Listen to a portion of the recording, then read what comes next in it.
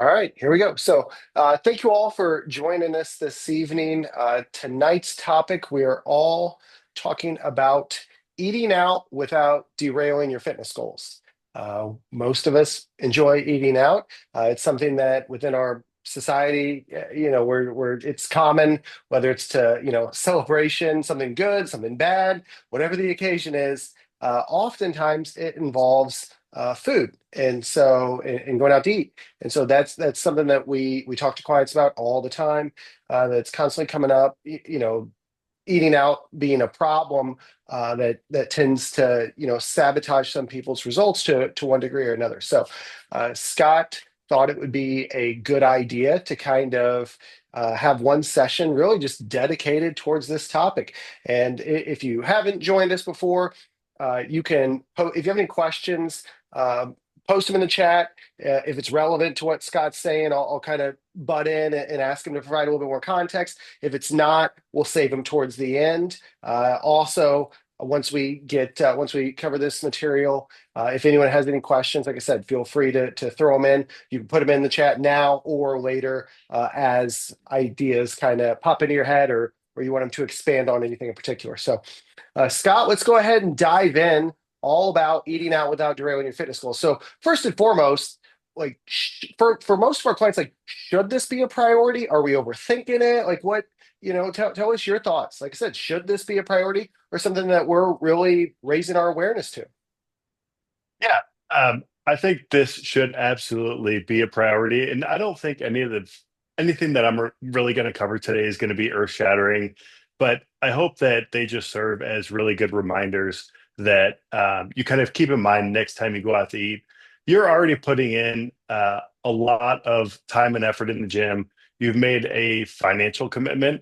It's an investment to your health, a lot of major time commitment as well. So it just really truly makes sense to go the extra mile and just make sure that you're doing all the things you can just to control all the variables that are within your control. So you really can't out train a poor diet.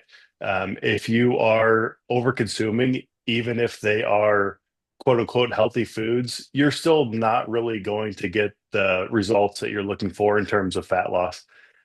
So just taking a step back before we actually dive into it, what we're trying to avoid is just essentially hitting the reset button every Monday, where the typical trap that a lot of people fall into is really good progress in the gym, decent progress with nutrition Monday through Friday, and then they slip up a little bit. And even if it's not terrible, it's still maybe setting you back over the weekends. But what I want you to try to avoid altogether is those slippery slope days where you make one wrong move, one bad decision, and then you're like, well, screw it, I already messed up.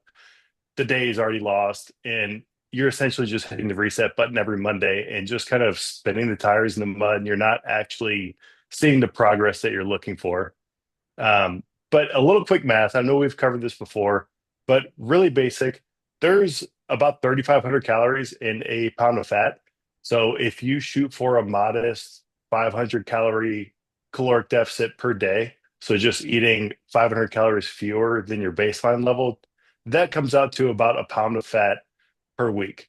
Um, that, however, is honestly, if you're going out to eat, if it's a big meal, you're getting drinks, apps, entree, dessert, all that stuff. That's like two or three bad meals. And so when you put it in perspective like that, it becomes really clear on just how easy it is to derail your progress when you're eating out. I really like the way you said that. And for anyone that didn't catch that, you need to be in a 3,500 calorie deficit in order to lose 1 pound of fat. You got to burn 3,500 more calories than you consume. The challenge is, and what I like that you said was that going out to eat can really almost be like two or three bad meals. And I totally makes sense when you think about, you get your appetizer, you have your bread, you have your salad, you have your entree, you have your dessert, you have some drinks. All those things really add up. So that's a great way to look at it. It's almost as if you're not having one bad meal, could potentially be having two or three if you're having all those things in that. So, all right. So now that we kind of like laid the foundation as far as what we're trying to avoid, uh, what are some solutions? What's the, what do you do with this information in order to avoid those 5 great days and then 2 days where you fall off the wagon and it ends up kind of being a wash? What are some like specific strategies that you recommend? Yeah. So I think the first step really is thinking about why it is that you're going out to eat. Is it a work function, a special occasion, date night, anniversary, that kind of stuff, which are totally okay. You can absolutely work those things into a fat loss program and still see results because they don't come around that often. However, if you're going out to eat out of convenience, you get caught in the daily grind, weekly grind, stressful job, kids, all that kind of stuff. There are just a lot better ways to go about it as far as solutions for meal prepping, and just kind of thinking outside the box. It doesn't always have to be like a sit down perfect meal. It could be a protein bar, grab and go kind of thing. That's certainly going to be a better solution than hitting the drive through or going to Chipotle or Chick-fil-A, that kind of stuff. So, really thinking first about why you're going out to eat. And do you have any control over the situation or over the restaurant choice? So if you are, for example, uh, meeting clients out, taking clients out for work, you're probably just kind of tied to it and you just need to make the best decisions that you can. However, if it's, like I said, for just convenience or fun, there may be better ways to go about it. But if you do have control over the restaurant choice, obviously just go for choices that maybe you've gone to in the past that you're aware that they have good, healthy options. But just doing a little bit of homework ahead of time and then planning your day accordingly. So I like to sometimes think of calories the same way people think about money. So view it as a budget. If you know that you have a special occasion and you have a you're even like a work function coming up, and let's say it's like Thursday night, then make sure the rest of Thursday looks really great. So plan accordingly, plan ahead of time, and maybe just go a little bit lighter on carbs, fat, that kind of stuff, or just eat more fruits and veggies, lean protein. Not saying don't go the whole day without eating, but just try to work it into the overall plan for the day if you know you're going to splurge a little bit later on. Um, Review the menu items ahead of time. So if it's a chain and it has more than 20 locations, it's going to have they're required to have all the nutritional facts on their website. So if it is a chain, you can go on their website, pull it up, and try to make a more informed decision, instead of just kind of showing up to the restaurant starving and not really having a game plan ready to go. And then a tactic that I actually use all the time for even if it's a family party, it's not at a restaurant, or if it's like a work function, something that you really can't get out of, and uh, you're kind of anticipating there not really being good, healthy options for you when you arrive, is just eat before you go. That way, you're essentially just avoiding showing up starving. It's been 4 hours since the last time you ate, and you're just ready to go to town. And surprise, all the options that they have don't really fit into the program. So eat before you go. Then you can just kind of pick and choose, try what looks great, but you're not really showing up to actually consume and fill yourself. You're just trying more out of like pleasure or trying to fit in with the social environment. So you're not just the one person that's not sitting there and eating. Sure. Okay. So planning for the occasion, and that could, I really liked what you said as far as like thinking of it like a budget, just like we would with our finances. You've got your calories. You've got so many calories that you can consume for the day. So maybe cutting back earlier in the day if you know things are going to get a little wild and crazy later. I like the control over the restaurant. Uh, Sometimes that isn't an option, but there's a lot of times that it probably is an option. Or we could have some input to like, hey, could we go to this restaurant that's maybe going to have a few healthier options? And then reviewing the menu ahead of time, I think that's great. I know from personal experience, whether it's like showing up at a restaurant or going to the grocery store, if I'm hungry like it's not going to end well. So if you can kind of come to that decision in advance on your what you're going to order, yeah, I'm with you 100%. It definitely it makes things night and day easier if you've already made up that mind. If you've already made up your mind on what you're ordering. So awesome. What else? Let's keep going. What other strategies do you have, or would you suggest? So that was great. But yeah, what else should people be thinking about? Yeah. So once you have tried to control maybe where you're going, if you don't have any control, that's fine. But try to, again, do a little bit of homework before the event actually comes around. But really put some thought into it for just a moment before you actually go and really decide what you want most. So try to avoid having the all out extravaganza meal where it's apps, drinks, entree, dessert, all the above. Really think about picking and choosing what are you willing to sacrifice, knowing that, again, you essentially don't want to wake up in the morning and just completely regret wasting a week's worth of progress in the gym.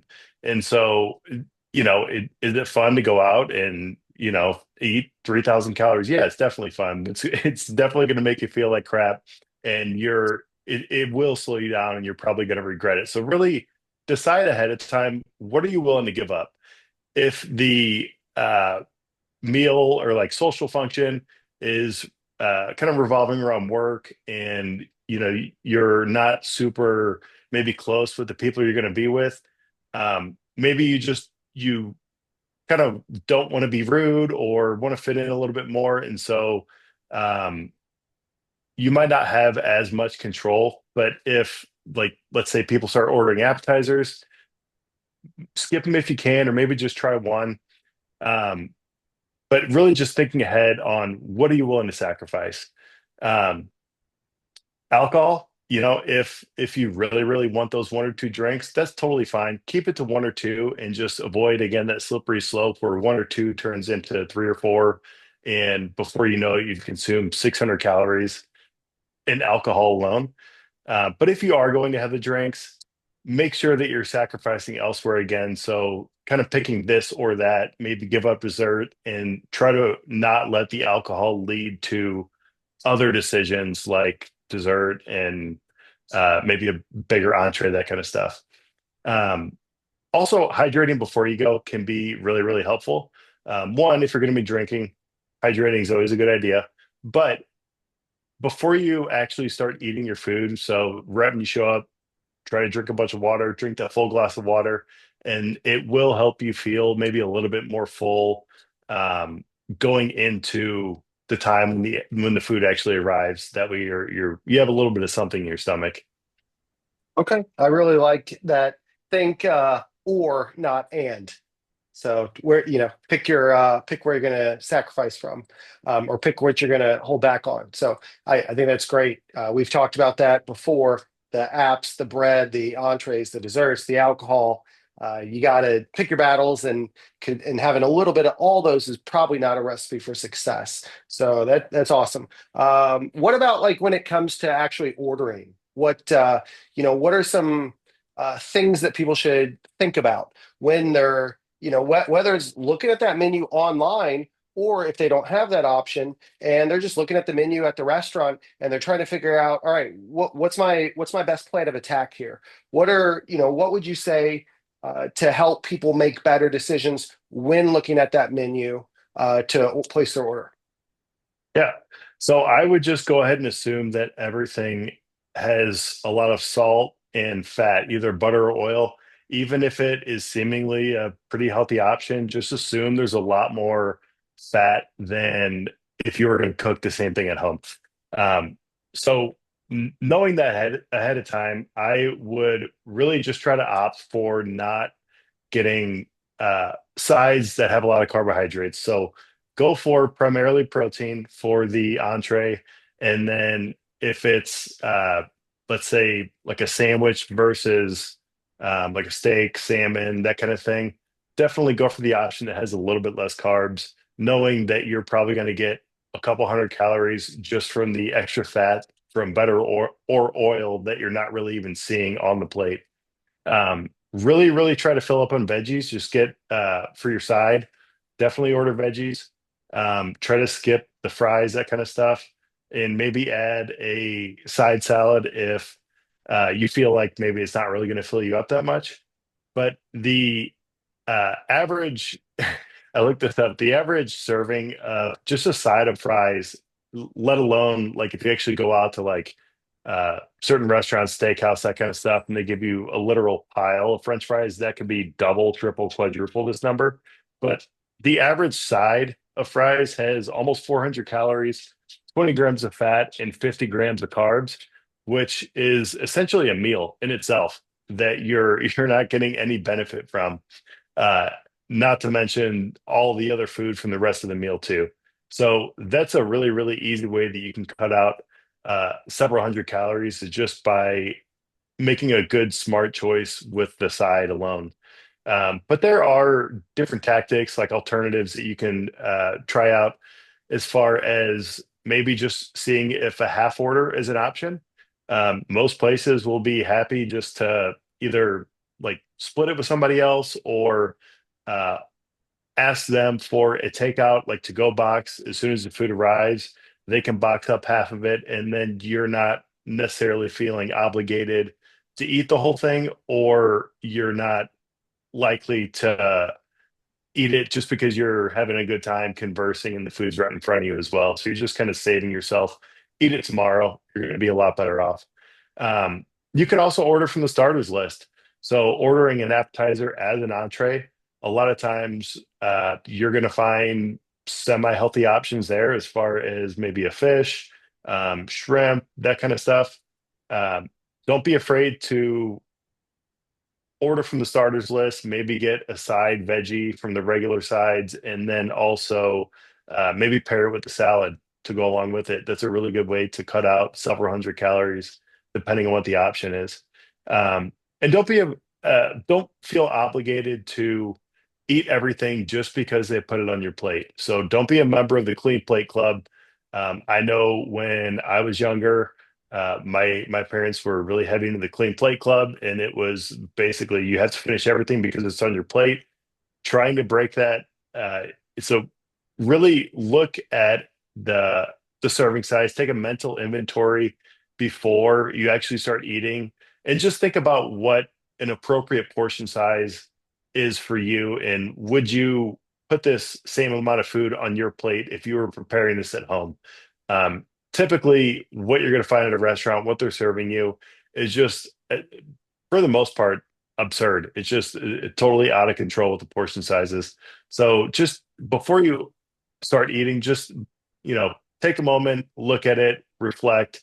It could be 10 seconds, but it really will go a long way in just deciding, do I actually need to finish this food? And is this going to help me move in the right direction, or is this going to erase the progress that I've worked so hard to achieve throughout the week? Um, And I knew it. yeah, I can blame my parents for all my problems with the Clean Plate Club. They always forced me to eat everything as a child, so I'll blame them for this.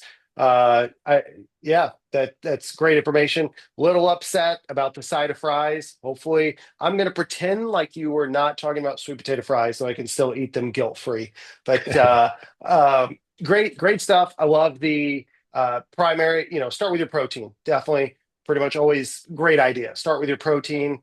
Go with the veggies for the sides. I expect, like you just mentioned, the French fries having an average of 400 calories. So those heavy carb sides probably just pile on the calories very quickly. And then I've worked in a restaurant before. Totally agree. Assume everything has salt and butter and oil. That's just how it works. So one of the things that we were talking about before we got started was kind of on like the some of the things that are misleading or a little deceptive with nutrition. Like what are some, what are your thoughts there? Or what are some things that I guess people just need to be on the lookout for so that they're not kind of misled? yeah. So I have a few examples, but there are a lot of options that when you look at them or read them on a menu, they seem or sound like pretty good options that aren't really going to set you back. Some of them, though, are, for example, just like a chicken sandwich. I looked up Chick-fil-A just because it's kind of ubiquitous. A lot of people go there, they're all over. But this same thing holds true for pretty much any kind of chicken sandwich or any sandwich in general from most places, even if it's not fast food, if it's, made in-house from scratch, all that stuff.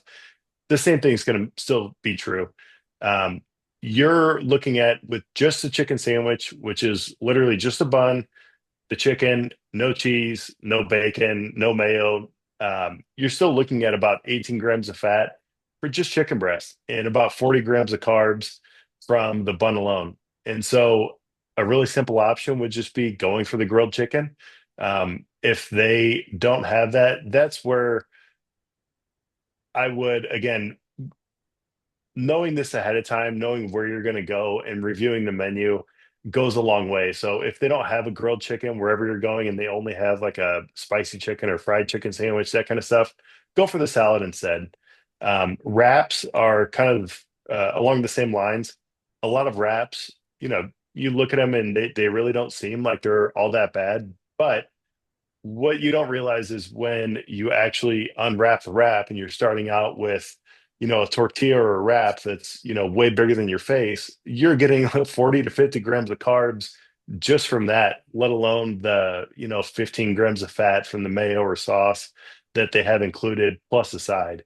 And so a lot of these options that don't really seem that bad actually end up being, you know, six, seven, 800 calories when in reality you may only need like half that if you're talking about going out for a quick lunch.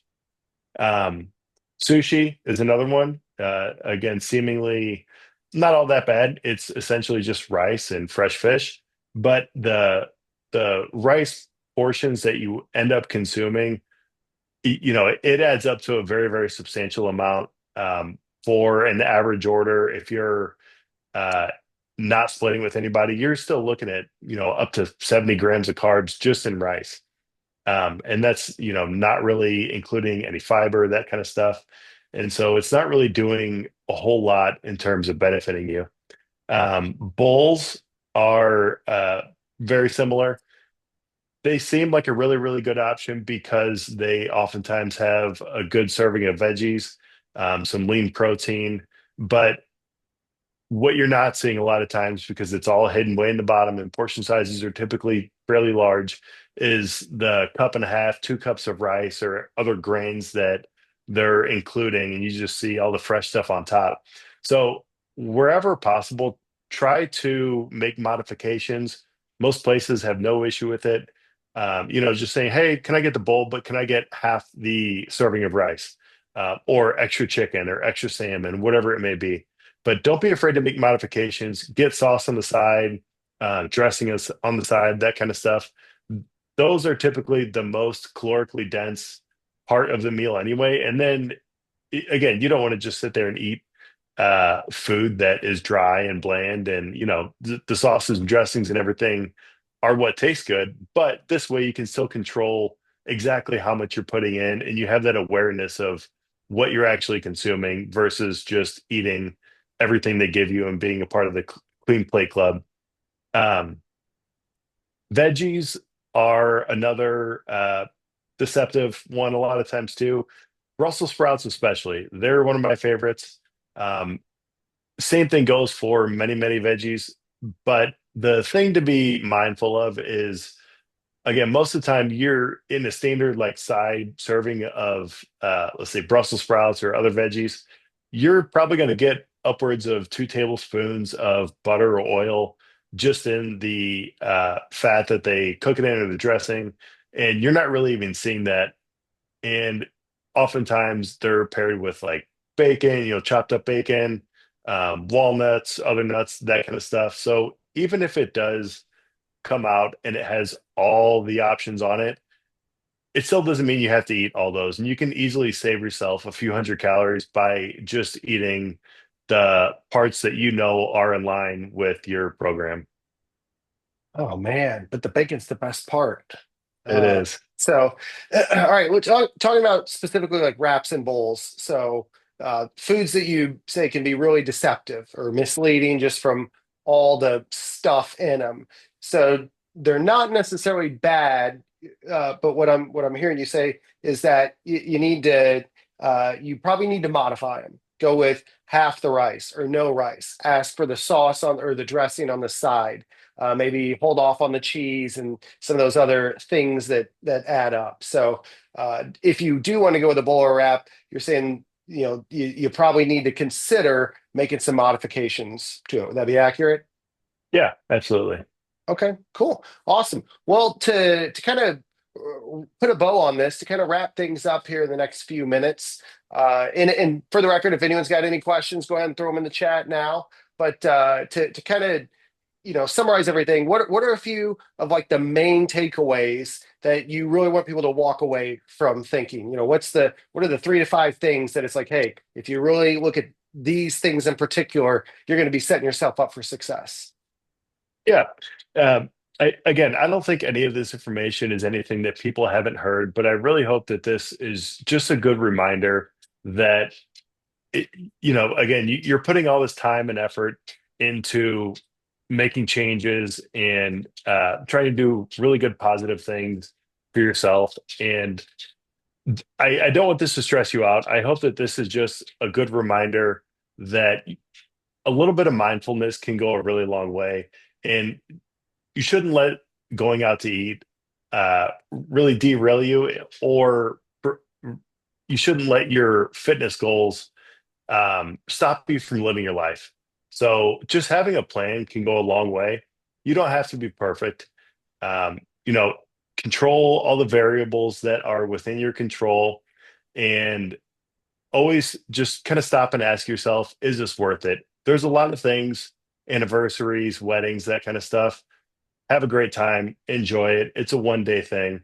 But are the quick like drive-through runs in the middle of the day, are those really worth it? Eating out of convenience when you could have just maybe put a little bit more planning into it ahead of time that are going to make a big impact in the long run. Um, Oftentimes it's generally not worth it. But for those small special occasions, go for it. Have a good time. Don't let this stop you from enjoying life. It doesn't need to be that complicated, but just try to be more mindful in general. And I think it will go a long way. Awesome. I love it. It's yeah, definitely, don't want this to consume you 24/7, but being a little mindful can go a long way towards improving your success and results. So awesome, Scott. Great information. Thanks so much. A little upset about the French fries and the Chick-fil-A, but I understand where you're coming from. You're just looking out for us. So thanks so much. And everyone, thank you all for joining us. You will get the recording. I'll get that uploaded tomorrow and get that sent out to you. So thanks so much for joining us this evening and have a wonderful evening.